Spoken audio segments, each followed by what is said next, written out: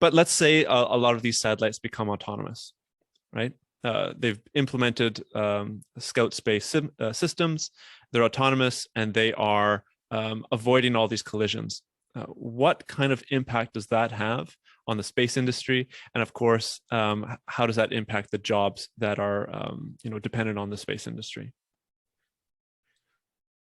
I spoke earlier about how we're in this late stage Wild West kind of environment in space right now. I think that a space-based situational awareness capability deployed at scale can work like a deputy, you could say, very, very romanticized, I think, perspective of it. It's not that clean, I guess, in the Wild West, civilization approach, but deploying at scale space-based situational awareness is an infrastructure play.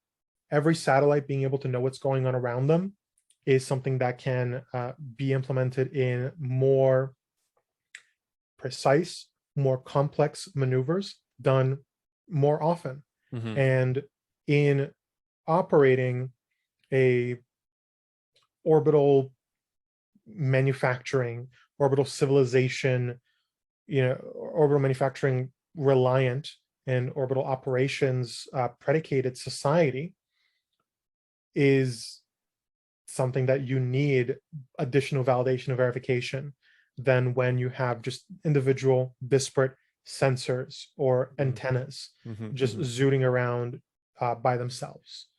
We need more validation and verification.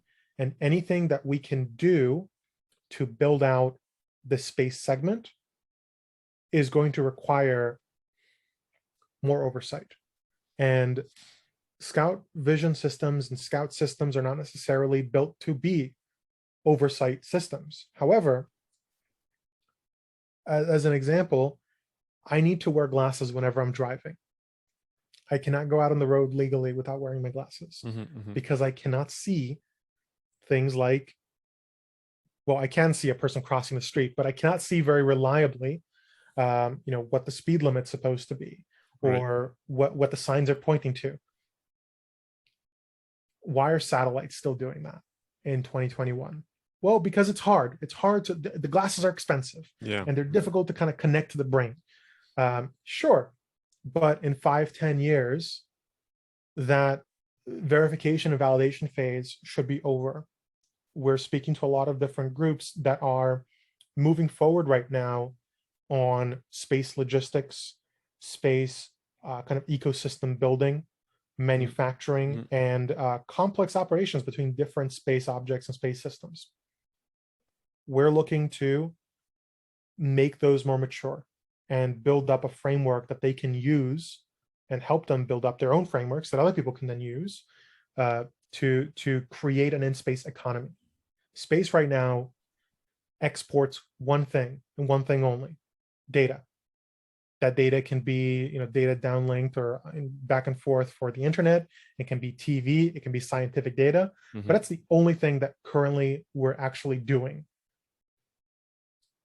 But that's because it's an unregulatable environment that we cannot actually verify things are happening as they're meant to.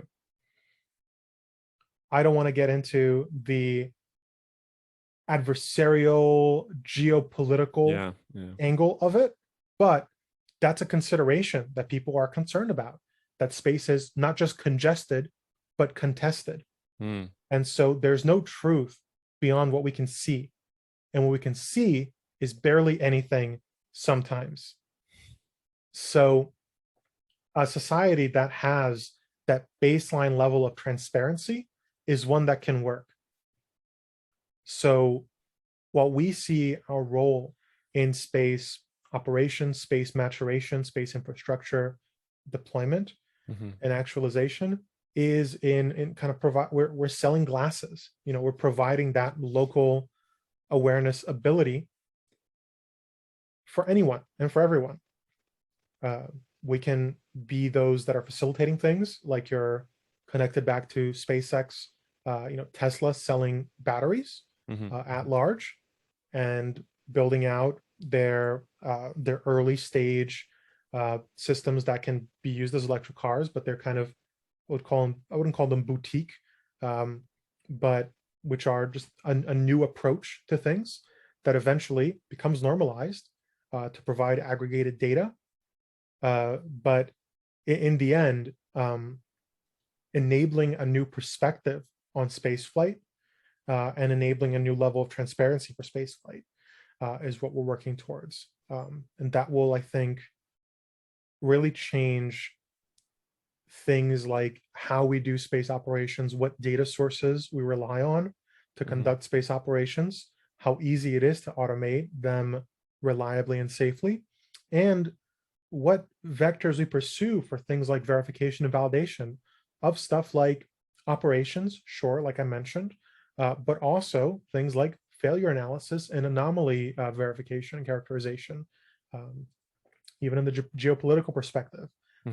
Strategic stability and stuff like that are based on making sure that what actually happened was what we thought happened and not something nefarious, which we don't want people rattling sabers for no reason, right?